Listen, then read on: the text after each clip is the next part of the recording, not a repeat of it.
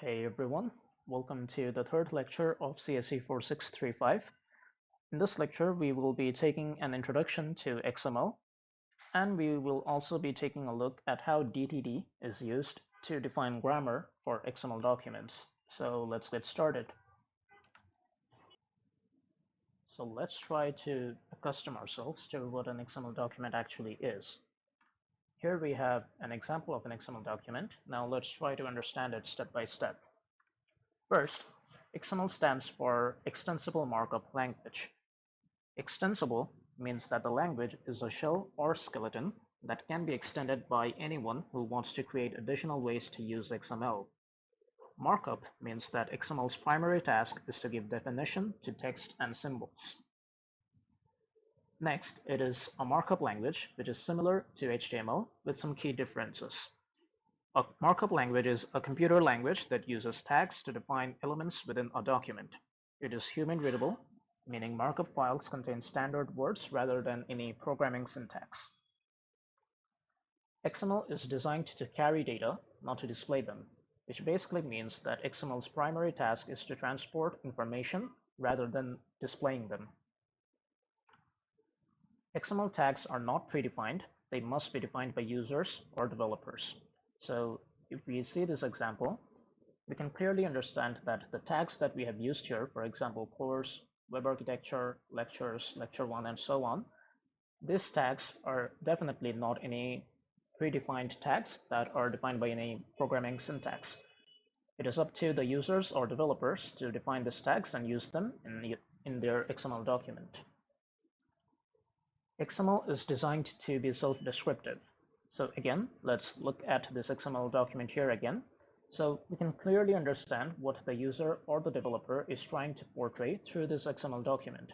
We can understand that there is a course called Web Architecture. It has an ID, CSE 4635, and there are a couple of lectures under this course. For example, the lecture 1 is Introduction to Web Architecture, and the lecture 2 is Introduction to XML. So as we can clearly understand, this whole XML document is pretty self-explanatory, and we do not require any sort of additional instruction to understand what this document is trying to imply. Finally, XML is a W3C recommendation, which basically means that it is designed to promote consensus, fairness, public accountability, and quality. It basically conforms to some standards that web documents must adhere to. Next, let's take a look at a couple of differences between XML and HTML. XML focuses on describing data, while HTML focuses on how the data is to be displayed. XML is used to store data in files and for sharing data between diverse applications. So if there is any information that we would like to share between multiple applications, then XML is a good choice. HTML contains the display logic and may sometimes contain data, whereas XML only holds data. Okay. Different technologies like CSS, XSLT, etc. can be used to display XML documents. So if we wish to render XML documents into a user-friendly viewable form, then we can use different technologies like CSS or XSLT or some other technology. HTML is chiefly a set of instructions for rendering documents inside a web browser. It is not a method of structuring documents to bring out their meaning. So basically, HTML does not focus on the meaning. However, XML documents focus on the actual information that is inside an XML document. Next, let's try to understand how XML came to be.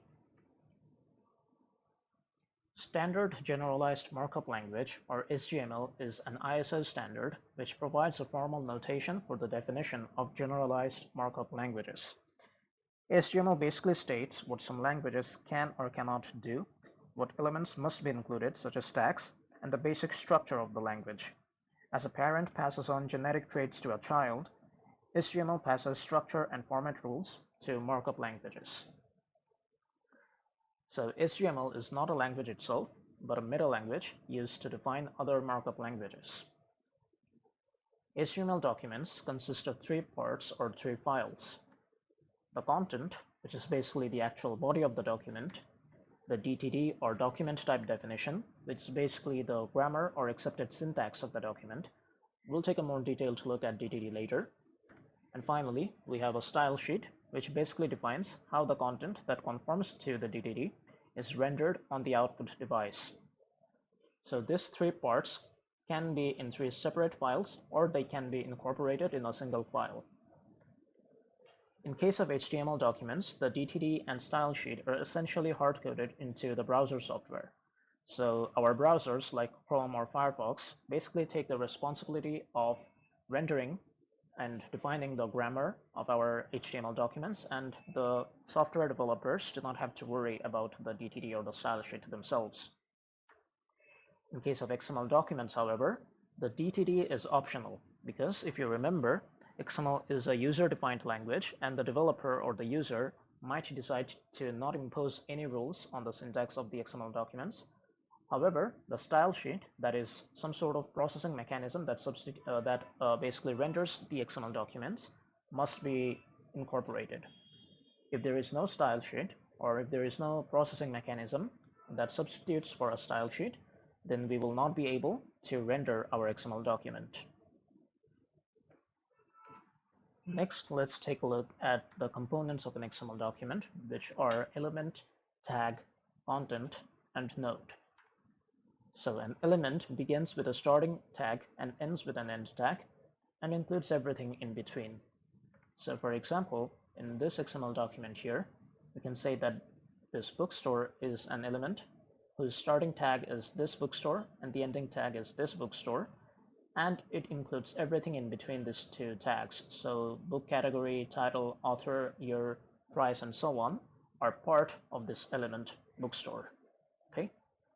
Next, we have tag, which can be either opening or closing, and is basically used to mark the start or end of an element.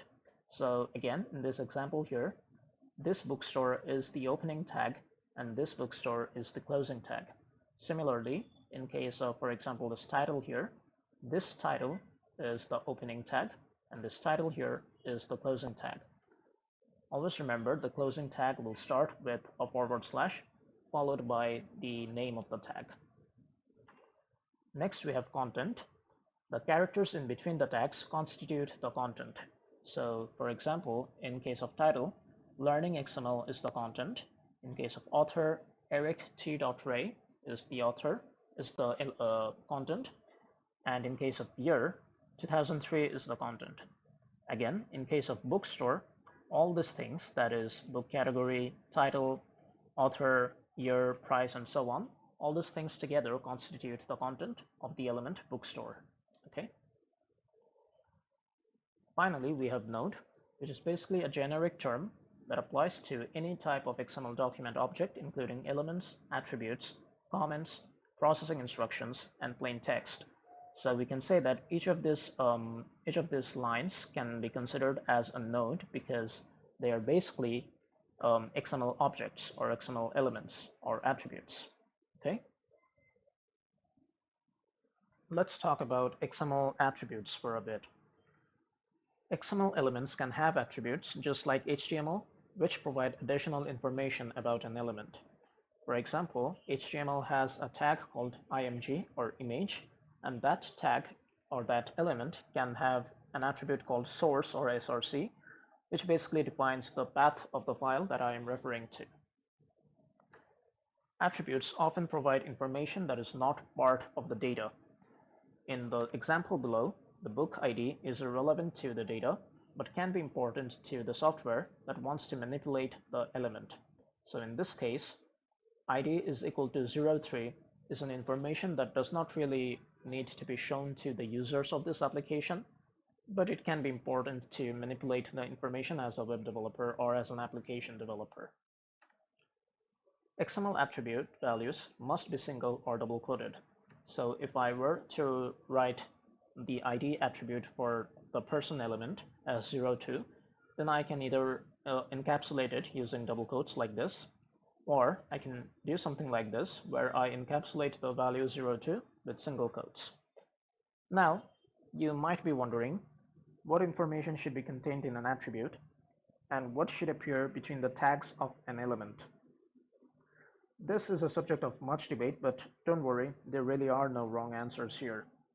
Remember, you're the one defining your own language, and this question can easily be solved by thinking about the context of your application.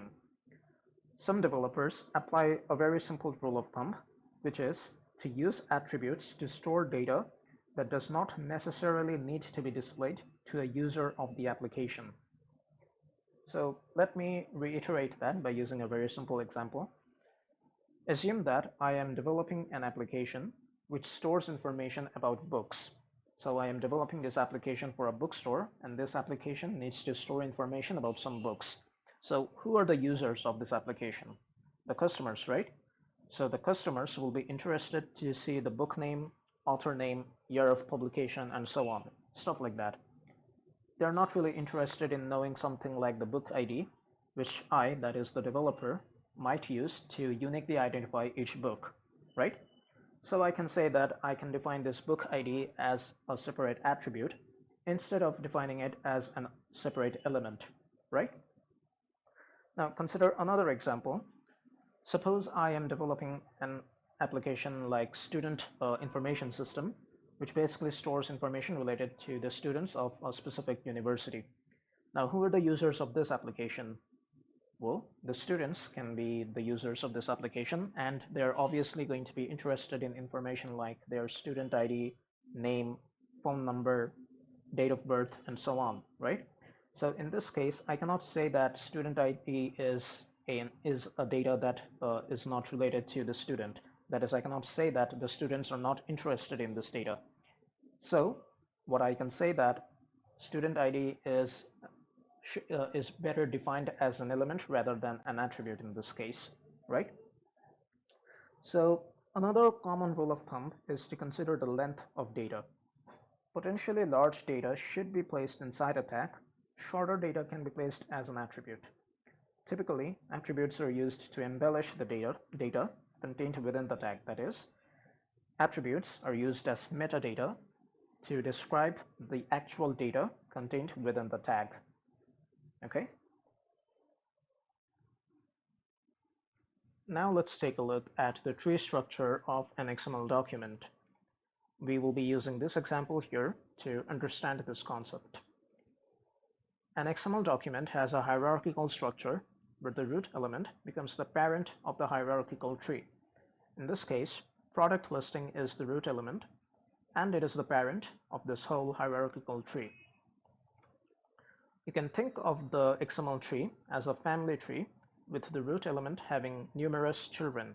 So in this case, product listing is the parent, and it has two children, as we can see, this product here and this product here. In turn, these two children can have children of their own. For example, this product has a number of children like name, description, price, shipping, and so on. Each product element has various siblings. So since this product and this product are on the same level of the hierarchical tree, we say that they are siblings to each other. Similarly, since these four elements here, that is name, description, price, and shipping, are on the same level of the hierarchical tree, we say that they are siblings to each other. In this way, a relationship is maintained between the parent, children, and siblings in an XML tree or in an XML document. Next, let's take a look at XML processing instructions and comments. An XML document can contain processing instructions, and the format for writing processing instructions is as follows. You have your starting angle bracket followed by a question mark, then you write down your instructions, and you end it with a question mark and the closing angle bracket. A processing instruction is essentially an XML node which is intended to carry instructions to the application. An XML document can also contain comments, and the format for writing comments is as follows. You have your opening angle bracket followed by an exclamatory sign and dash, and then you write your comment, and you end your comment by double dash and closing angle bracket. So let's look at an example. In this example XML document, the first line here is known as an XML declaration, and it is also a processing instruction, as you can see. It starts with your opening angle bracket and question mark and ends with a question mark and closing angle bracket. So through this processing instruction, we are basically saying that our XML version is version 1.0 and the encoding that we are using is UTF-8. Next, we have a number of comments like the name of the document and the author of the document. And we can understand that this is a comment because we are enclosing it using the syntax that we have just seen here. Next, we have another processing instruction which basically states the stylesheet type that we will be using to render our XML document. And we are also specifying the location of the CSS file which should be used as our rendering method or rendering technology. So another thing you can understand about processing instruction is that processing instructions or PIs can occur anywhere in the XML document. Okay. So finally, after all that, we have our actual content of the XML document where we have a number of elements and a number of tags. So we've talked a little bit about XML, how it's used, how it looks, and how to conceptualize it. One of the most powerful advantages of XML, of course, is that it allows us to define our own language. However, this most powerful feature also exposes a great weakness of XML. If all of us start defining our own languages, then we run the risk of being unable to understand anything anyone else says. Thus, the creators of XML had to set down some rules that would describe a legal XML document. This legality of an XML document can be explained by using two levels: well-formedness and validity. A well-formed XML document follows these rules. An XML document must contain a single root element that contains all the other elements. So if we take a look at our previous example, in this case, you see that our root element is profile, and all the child elements, that is name, position, department, and institute, are constituted within this root element. So in this whole XML document, we have a single root element, which is the profile. Next, the start and end tags are required. If we have defined elements in our XML document, then all those elements, if they contain any character data, must have both the start tag and the end tag. So in this case, again, you see that we have an element called name, and we have some character data that states Anas Jawad. So since we have some character data for the name element, this name element must have the start tag and the end tag. Similarly, if we consider the position element, we have some character data like lecturer, and so this element also has the start tag and the end tag. In case of empty elements, there should be self-closing empty element tags. Empty elements are basically regular elements, but they do not contain any character data in between them. So if we have any empty element in our XML document, for example, if we have an element called tag and it does not have any character data, then we can simply write that element something like this, or we can simply write something like this, where we write the starting tag and the ending tag with no character data in between. Finally, elements must nest properly. So if one element contains another element, the entire second element must be defined inside the start and end tags of the first element. So let's take a look at our example again. In this case, profile has a number of sub-elements or a number of children like name, position, department, and institute. In all these cases, you will notice that all these elements are defined within the root element, that is profile. So since all these elements were defined inside the profile element, their starting tag and their ending tag have been encapsulated within the root element, that is profile. Okay. We have other properties of an XML well-formed document. For example, all attribute values must be quoted, and the empty elements can contain attributes as well. For example, we have an empty element called CSE, and it has two attributes, group and students. And in both the cases of these two attributes, you see that we have encapsulated the value of these attributes using double quotation. If we wanted, we could have used single quotation marks as well. XML tags are case sensitive. The tag to, where T is capitalized, is different from the tag to, where T is not capitalized. Hence, the opening and closing tags must be written with the same case. So if we were to write our opening and closing tags like this, it would be wrong. The correct way of writing this would be something like this, where both the opening and closing tags have the same case. Elements must follow some naming conventions. So names must not start with a number or punctuation character, but it can contain letters, numbers, and other characters without spaces. Again, names must not start with the letters XML or any combination of small or capital letter of these characters. With XML, white space is preserved. So if you have a bunch of white spaces inside your character data within your element, then those white spaces will be preserved in your final rendered format. No markup characters are allowed. What this essentially means is that you cannot use the special characters or some of the special characters in XML directly.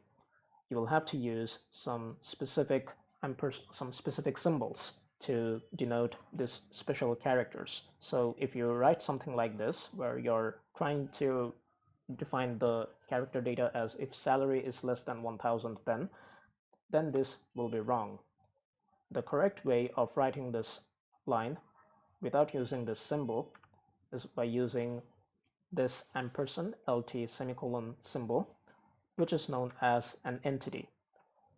This whole symbol, or this system of writing this symbol, is called the entity, and let's see what this entity means. An entity is a piece of XML code that can be used and reused in a document with an entity reference. For example, the entity reference ampersand LT semicolon, which we just used right now, is used to represent the symbol less than, which is basically an XML built-in entity.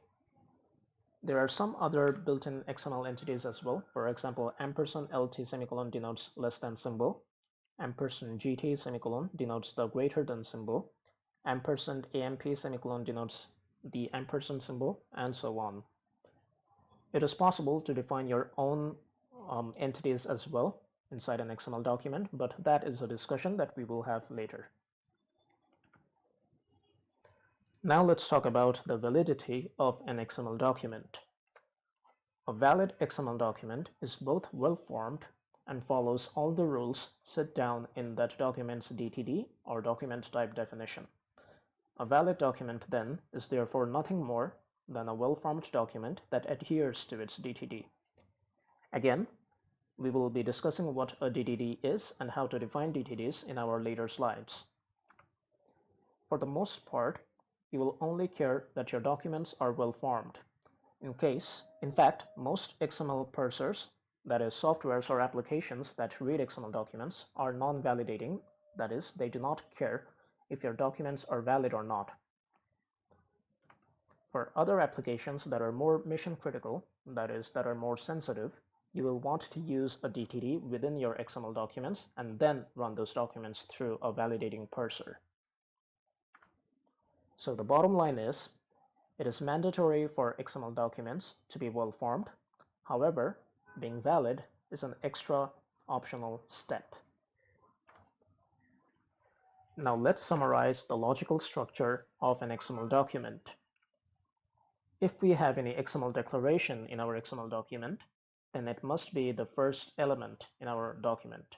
So if we have something like this, where we are defining the version number and encoding of our XML file, then it must be the first element in our XML document. Next, we may have our optional DTD declaration, which again we will take a look at later. Then we have our optional comments and processing instructions, followed by finally our root elements start tag. Then we will have all our other elements, comments, and other processing instructions, if any. And finally, we will be finishing our XML document with the root element closing tag. All right. Now let's shift our attention to DTD, or document type definition. DTD defines the legal building blocks of an XML document. It defines a formal document structure with a list of legal elements and attributes as a file, which is said to be as a valid document. The formal structure sets out what names can be used for elements, where they may occur, and how they all fit together. It's a formal language which lets processors automatically parse a document and identify where every element comes and how they relate to each other, so that style sheets, navigators, browsers, search engines, databases, printing routines, and other applications can be used. A DTD contains metadata related to a collection of XML documents. So what all this means is that DTD works as a grammar or as a set of rules which govern the XML body. A DTD can be declared inline inside an XML document or as an external reference.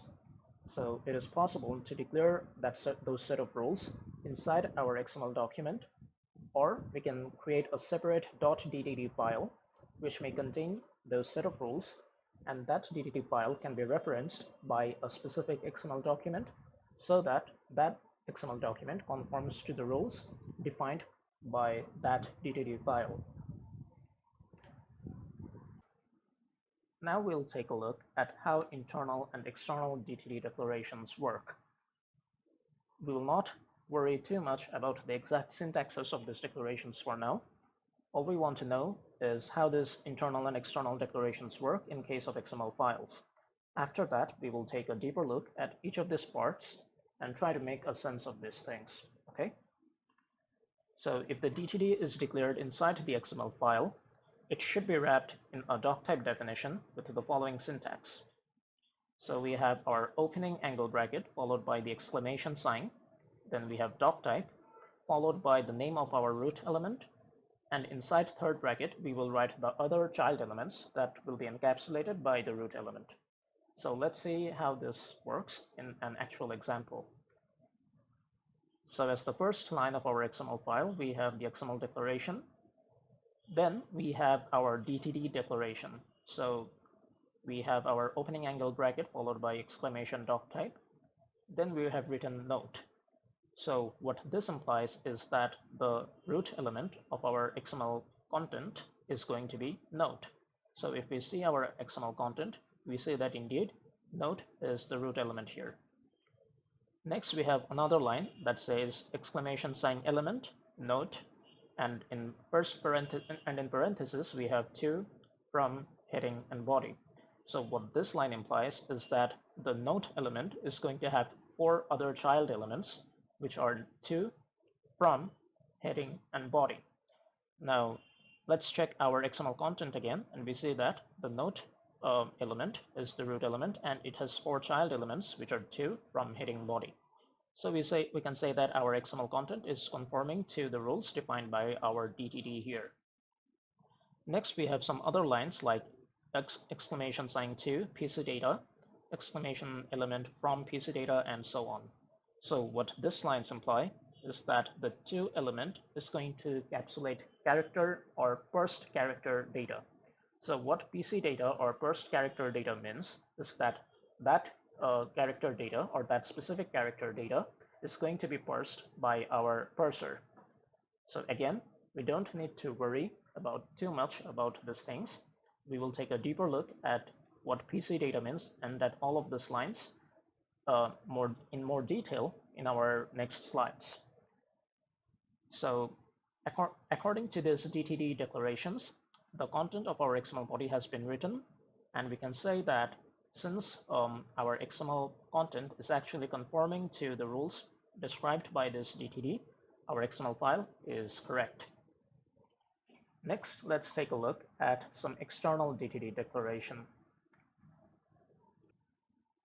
In case of an external DTD declaration, the rules or the DTD is written in a separate file, and that separate file is referenced by the XML document which we want to conform to those DTD rules. So the syntax for writing an external DTD and to reference it is as follows. We have our doctype declaration followed by the root element name. Then we have the system keyword followed by the path to the file. So if we look at an example, our XML file will contain something like this. It will have the XML version declaration, which if you want, you can avoid or skip this line. Next, we have our doctype node system node.dtd. So what this line implies is that our root element is going to be node, and the DTD file, which contains the necessary DTD rules and regulations that this XML file should conform to, is located at the same location of this XML file, and the name of that DTD file is simply node.dtd. So we look at the corresponding node.dtd file, and if you see, we have the first element as node, which has some other child elements like to, from, heading, body, and the rest of the things are the same as we had seen in our internal DTD declaration. So our XML file is conforming to the rules written inside this DTD file because it is referencing to the node.dtd file, that is to this file. All right. So if we want, we could have also replaced this node.dtd file with an HTTP link or a URL link, which conforms to, which basically redirects to some other DTD file that is located on the internet, and we want our XML file to conform to the rules of that specific DTD file. Okay. From a DTD point of view, all XML documents and HTML documents are made up by the following building blocks. We have elements, attributes, entities, PC data, and C data. We have already studied what elements, attributes, and entities mean. Now let's take a look at PC data and C data. PC data means parsed character data. Think of character data as the text found between the start tag and the end tag of an XML document or an XML element. PC data is text that will be parsed by a parser. The text will be examined by the parser for entities and markup. Tags inside the text will be treated as markup, that is other child elements, and entities will be expanded. So if we have anything as &LT semicolon, then it will be expanded as less than operator. C data means character data. C data is simply text that will not be parsed by a parser. Tags inside the text will not be treated as markup, and entities will not be expanded. Okay. Now we'll take a look at the building blocks of DTD, and the first building block that we will be taking a look at is elements. In a DTD, XML elements are declared with an element declaration with the following syntax. We have the element keyword followed by element name and then category. So for example, we can have something like this. We have the element keyword followed by from, so which basically implies that we have a from element in our XML. We will have a from element in our XML document, and the category of the from element is going to be PC data.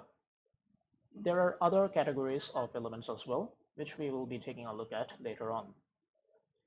If we want, we can also define in our DTD that our element will contain other child elements. So for example, in this case, we are defining that we will have an element called node, and this node element will have 4 child elements like to, from, heading, and body. If we want, in our DTD, we can also define certain elements to be empty, and the syntax for doing so is as follows. We have our element name followed by the empty keyword. So for example, in this case, we are defining that in our XML document, we are going to have an element called br, and that element is going to be an empty element. Elements with parsed character data. It is possible to define elements as with parsed character data inside our DTD file. And the syntax for doing so is very simple. We simply write our element name followed by PC data in parentheses. So for example, if we write something like element from and in parentheses hash PC data, we're basically saying that inside our XML file, we are going to have a from element, and the data inside the from element is going to be PC data or parsed character data. Okay. Next, if we want any of our element in our XML file to be of any category, that is, if we want to define that a specific element in our XML file can be of parsed character data or it may contain other child elements, then we can simply use the keyword any. So the way this works is we simply write the element name followed by the any keyword.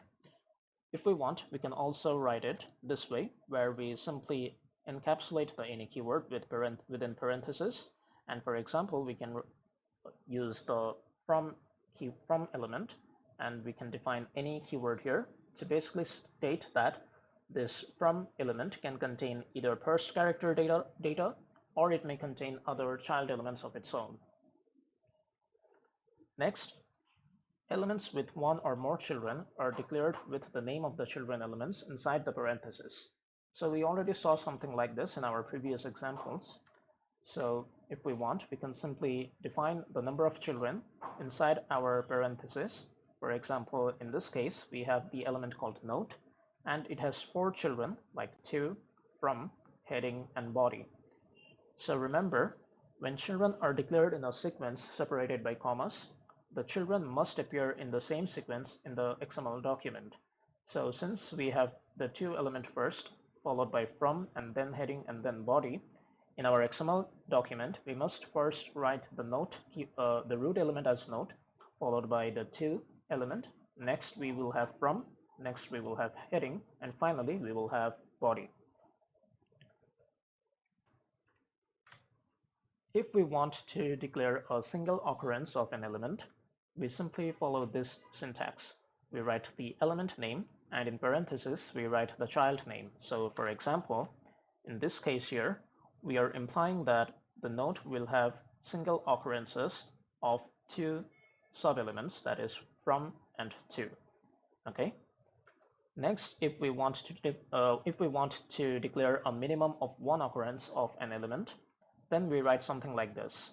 We have the element name, and in parentheses, we write the child name followed by a plus sign. So for example, in this case here, we are stating that the note element will have a from child, and it will have at least 1 to child. There can be multiple to children inside the note element. Okay. Next, if we want to declare 0 or more occurrences of an element, we simply replace this plus sign with the star sign. So, for example, in this case, we are stating that the note root parent is going to have a from child, and it may or may not have a to child, and it may have multiple to children inside it. Okay. Finally, if we want to declare 0 or 1 occurrence of an element, you guessed it, we simply replace the star sign with the question mark sign. So for example, in this case, we are stating that the note parent is going to have a from element, and it may or may not have a single occurrence of the to element. Okay. Next, if we want to declare either or content, then we simply use the bar operator to separate the options between our either or content. So for example, in this case, we are defining that our note parent is going to have a to sub-element, a from sub-element, a header sub-element, and it will have either message or body sub-element. It will not have both of this. Okay, so it will have to from header, and it will have either message or body. Next, if we want to declare mixed content, we simply write note followed by the options that we have, and each option will be separated by the bar sign. And finally, after the parenthesis, we will write the star symbol. So let's take a detailed look at an example, and we will understand the implementations of these rules properly. So the first line here is element note, followed by 2 star from heading body or message signature. So what this means is that we will have a note element as the parent, since this is the first line of our DTD file. And inside that note parent, we are going to have 0 or multiple instances of the 2 element. Okay. Next, we will have a from element followed by a heading element, which will be followed by either body or message element. And finally, we will have a signature element. Now, since this note element defines 6 other, so that's 6, yeah. Since this note element defines 6 other child elements, we need to define rules for these 6 elements as well. So the first rule conforms to the 2 element, and we are saying that according to this DTD, the 2 element is defining mixed content, which is either PC data or name. Basically, what that means is that our 2 element can contain first character data, or it may contain another element called name. And since we are using the mixed content syntax for this, we have finished the parenthesis with the star symbol. Now, since we have defined another element inside this 2 element, that is name, so we have to define rules for this name element as well. So in this line here, we are defining the rules for the name element, and we have stated that the value or the data inside the name element can be first character data or PC data. Okay, let me change my pointer to laser pointer. Okay. Next, we have the from keyword or the from element, and we are defining that the from element can be first character data as well. The same goes for our heading element as well. Next, we have our body element, and we have defined the content of the body element as any. So that basically implies that if we want, we can write first character data inside our body element, or if we want, we can define other, or if we want, we can write other elements inside the body element as well. Same goes for the message element. Finally, we have the signature element, which is the last element according to our node header or our node element. And inside the signature element, we have defined that it can be empty. So we are basically stating that our signature element can be an empty element. And so inside our XML file, we may have the signature element, and there may not be any body inside that signature element, or there may not be any content inside that signature element. All right. So that is it for DTD building blocks when it comes to elements. Next, let's see how DTD rules are defined for attributes. In a DTD, attributes are declared with an @list keyword. An attribute declaration has the following syntax. We have the @list keyword followed by the element name. Next, we have the attribute name followed by attribute type and default value. So for example, in the DTD, we might have something like this.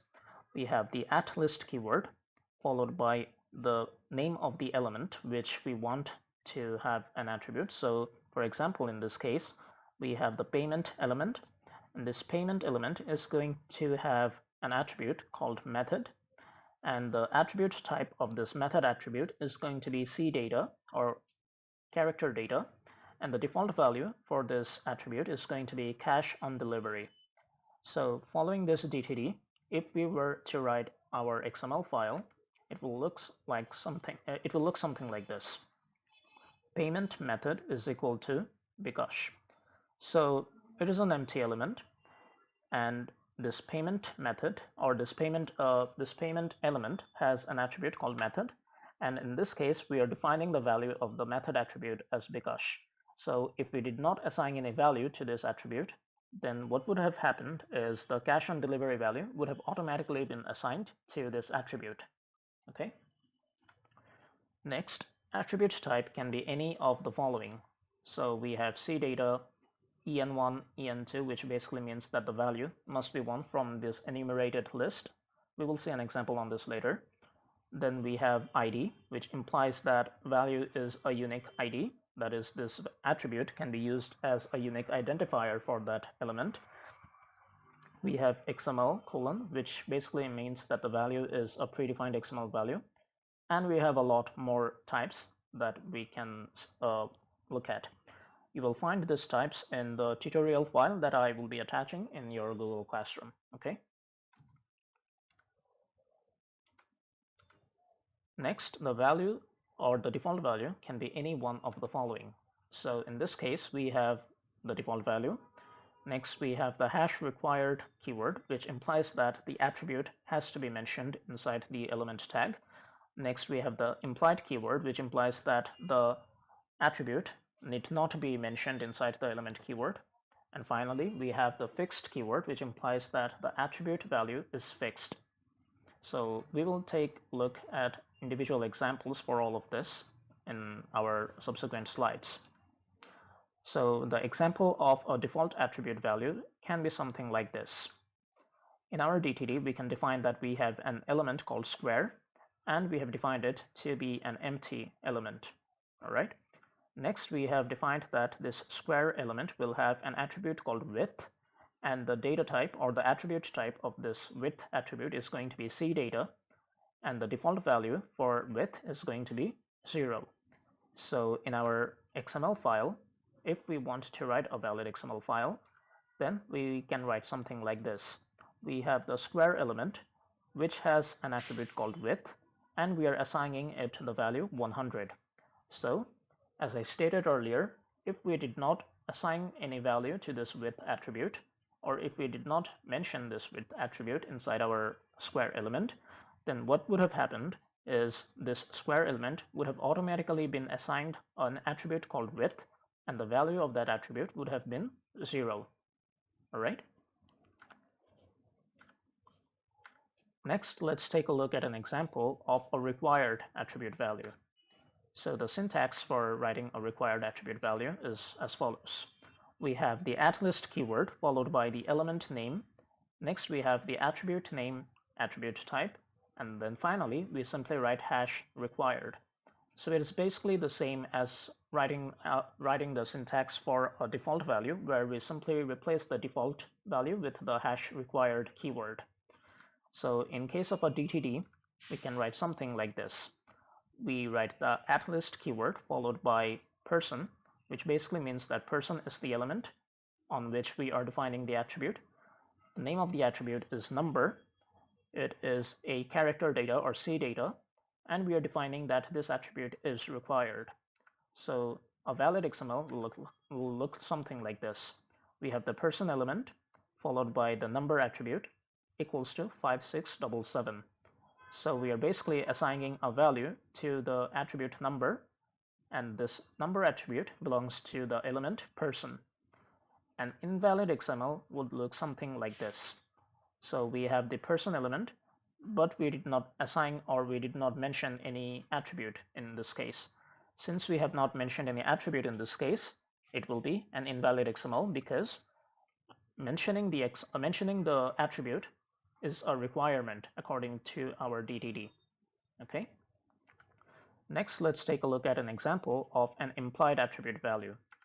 So the syntax for writing an implied attribute is basically the same as the required syntax. We simply replace the required keyword with the implied keyword. So the DTD will look something like this. So we have the @list keyword. Next, we have the element name contact. The name of the attribute is fax. It is a CData attribute, and it is implied. So a valid XML will look something like this. We have the contact element, we have the fax attribute, and we have assigned a value to the fax attribute. Another valid XML for this would be something like this. We simply have the contact element. So in this case, if you remember, the implied keyword is used when we do not want to impose any restrictions on the usage of this attribute. So basically, the implied keyword is used whenever we do not want to force the user or the developer to define an attribute. Okay. Next, let's take a look at an example of a fixed attribute value. So the syntax is basically the same as our previous cases. The only difference is we replace the required or the implied keyword with the fixed keyword, and after that we mention a default value, which is basically the fixed value that we want to impose on the attribute. So a DTD example is we have the at-list keyword. Next, we have the sender element, and this sender element is going to have an attribute called company. This attribute type is going to be CData, and we have fixed the value of the company attribute to be Microsoft. Okay, so a valid XML will be something like this. We have the sender keyword, or sorry, not the keyword, we have the sender element, and the sender element has an attribute called company, and the value of that attribute is Microsoft. So an invalid XML will be something like this, where we are assigning some other value to the company attribute. So since W3 schools is not mentioned in the value that we have assigned in our DTD, so we can say that this is an invalid XML, and writing this in our XML file will give us an error. Next, let's take a look at an example of enumerated attribute values.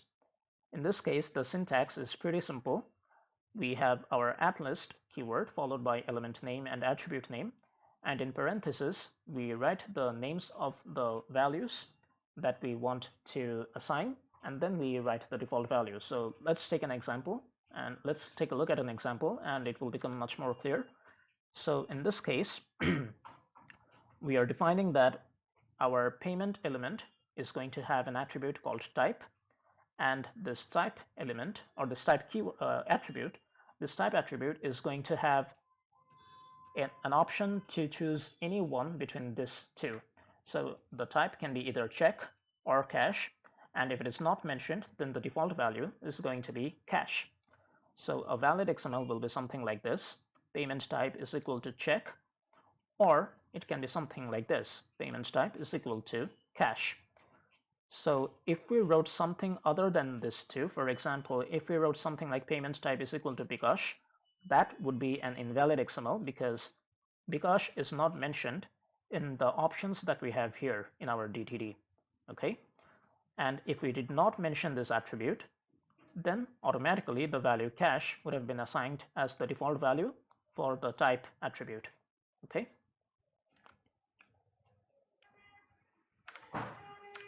All right, so we looked at a number of things in this lecture. Hopefully you were able to capture all the things that we discussed here. If not, try to relax a bit and watch the video in a step-by-step fashion, and don't overexert yourself with all the topics that we discussed. If you have any confusion regarding any of the topics, then you can ask me those questions that you might have in our next live class. So I'll see you then. So take care and stay safe.